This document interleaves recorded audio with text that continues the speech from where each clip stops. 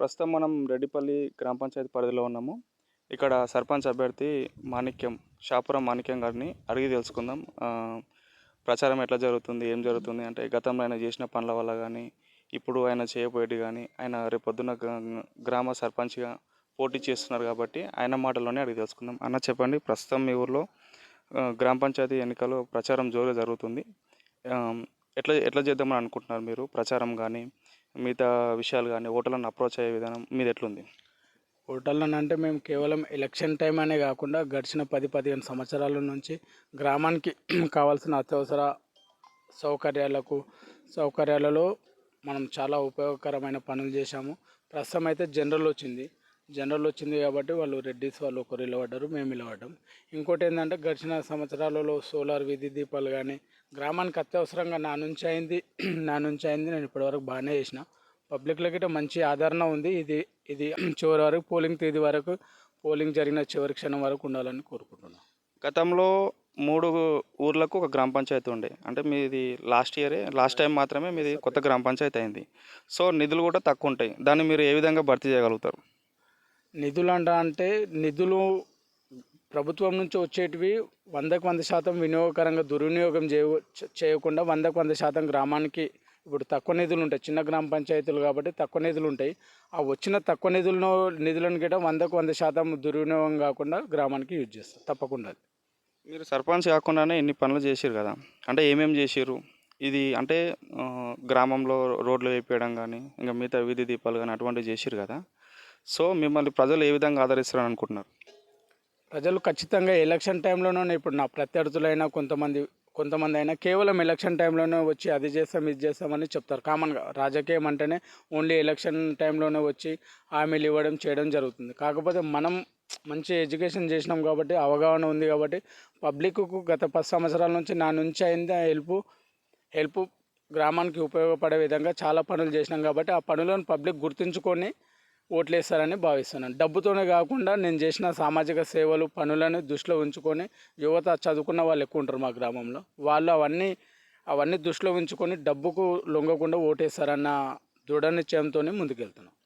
ఇప్పుడు మీ ప్రత్యర్థి ఎవరైతే ఉన్నారో అతనికి సపోర్ట్గా మాజీ సర్పంచ్, మాజీ ఎంపీటీసీ కూడా ఉన్నారు. మీరు వాళ్ళని ఎలా ఎదుర్కోబోతున్నారు?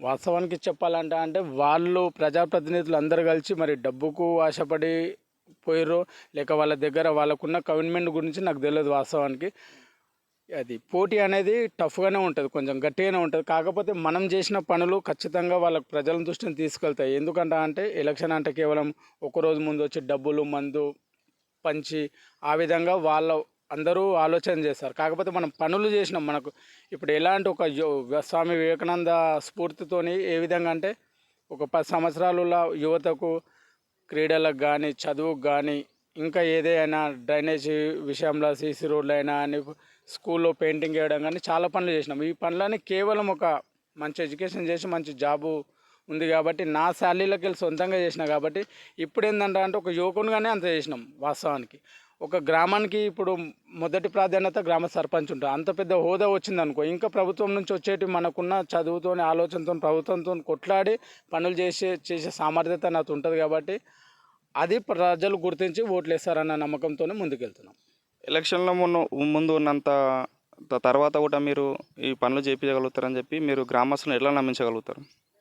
ఎలా నమ్మించడం అనేది మన క్యారెక్టర్, అంటే మనల్ని ఎనలైజ్ చేసేది మనం అర్థం చేసుకునే విధానం. ఎందుకంటే నేను కేవలం ఎలక్షన్లో టైంలోనే కాకుండా నేను ఇదే ఊర్లో ఉంటాను, జాబ్ అయినా అప్ అండ్ డౌన్ చేస్తాను, ఇదే ఊర్లో పబ్లిక్ మధ్యలో ఉంటాను కాబట్టి ప్రత్యేకంగా నేను చేస్తానని నమ్మించాల్సిన పని అవసరం ఉండదు. ఎందుకంటే నేను వాళ్ళ జనం మధ్యలో ఉంటాను కాబట్టి నేను ఏందో అనేది మా గ్రామ ప్రజలు ఇప్పుడు 920 ఓట్లు ఉంటాయి దాదాపు అందరికీ నేనేందో తెలుసు. ఎందుకంటే లేచి నుంచి పనుకునేంత వరకు ప్రజల మధ్యలోనే ఉంటాం. ఏ చిన్న సమస్య అయినా స్పాంటేనియస్గా రియాక్ట్ అవ్వడం కానీ, వెళ్ళి ఆ సమస్యకు మనం ఎలాగ సాల్వ్ చేస్తాము, ఎలా అయితే మంచి పద్ధతిలో సాల్వ్ చేస్తామనేది వాళ్ళకి తెలుసు. సో అట్లా పబ్లిక్ నమ్ముతారు మనల్ని.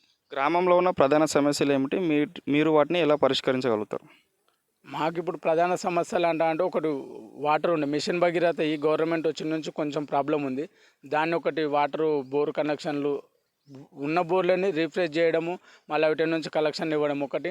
డ్రైనేజీ దాదాపు అయిపోయింది, 85% అయిపోయింది. ముందు గత సర్పంచ్ చేసిండు, ఆ మిగిలినవి నేను చేయించిన సిసి రోడ్లు గిట్ట వాళ్ళు చేయించారు. వాళ్ళు చేయించింది ఏ విధంగా అంటే గ్రామ పంచాయతీ నిధులతో చేయించారు. నేనేందంటే సొంత డబ్బులతో చేయించిన. దాదాపు వాళ్ళు ఒక 60% చేస్తారు కదా, ఆ మిగిలిన నేను కంప్లీట్ చేసిన. ఇప్పుడు కోడ్ వచ్చింది కాబట్టి అయిపోయింది. ముఖ్యంగా మా గ్రామానికి లేదంటే ఒకటి గ్రామ పంచాయతీ బిల్డింగ్. గ్రామ పంచాయతీ బిల్డింగ్ గెలిచిన ఒక 6 నెలల్లోనే ప్రారంభించి నిధులు ఆల్రెడీ గ్రామ పంచాయతీ రిలీజ్ అయి ఉంది, కానీ అది కొన్ని అనివార్య కారణాల వల్ల పెండింగ్లో ఉంది. అది 6 నెలల్లోనే ప్రారంభించి ఒక 9 నెలల కాల వ్యవధిలో, అది 3 నెలల కాల వ్యవధిలో, అంటే మొత్తం దాదాపు 9 నెలల్లో కంప్లీట్ చేస్తాం.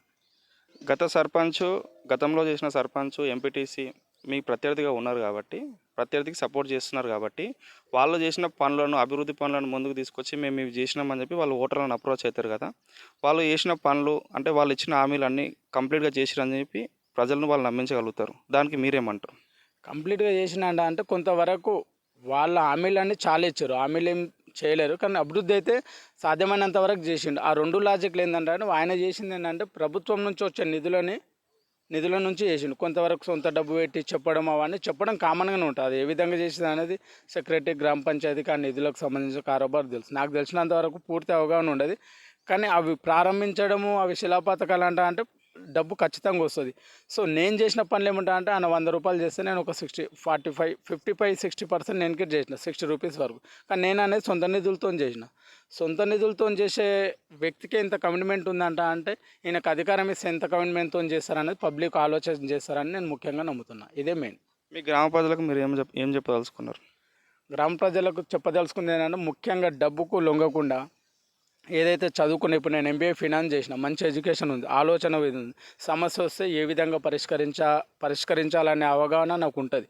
కామన్గా ఊర్లో ఏముంటా పెద్ద మనుషులు ఉంటారు, పంచాయతీలు దింపరు, అది ఇది అంటే ఇప్పుడు ఉన్న ప్రత్యర్థికిట ఏ పంచాయతీ, నేను 38 సంవత్సరాలు ఉన్నా, ఏ మేజర్ పంచాయతీలకు పెద్ద మనుషులే పరిష్కరిస్తారు. మేము ప్రజాప్రతినిధులు అయినా పక్కకు కూర్చొనే చెప్తారు, గ్రామ పెద్దలే చెప్తారు. కాబట్టి దాన్ని వాళ్ళు మైనస్గా చూపిస్తారు. కాకపోతే ఏంటంటే పెద్ద మనుషులే పరిష్కారం చెబుతారు. కాబట్టి ఆ పెద్ద మనుషులు సరైతే మేము ఉంటాం. నేను ప్రతి పని చదువుకోవడము, అవగాహన ఉంది, చెప్పే స్థాయికి ఉన్నా మనం చెప్పం. ఎందుకంటే ఏదైనా గ్రామ పెద్దలకు వాళ్ళకున్న అవగాహన ప్రకారం పరిష్కరిస్తారు.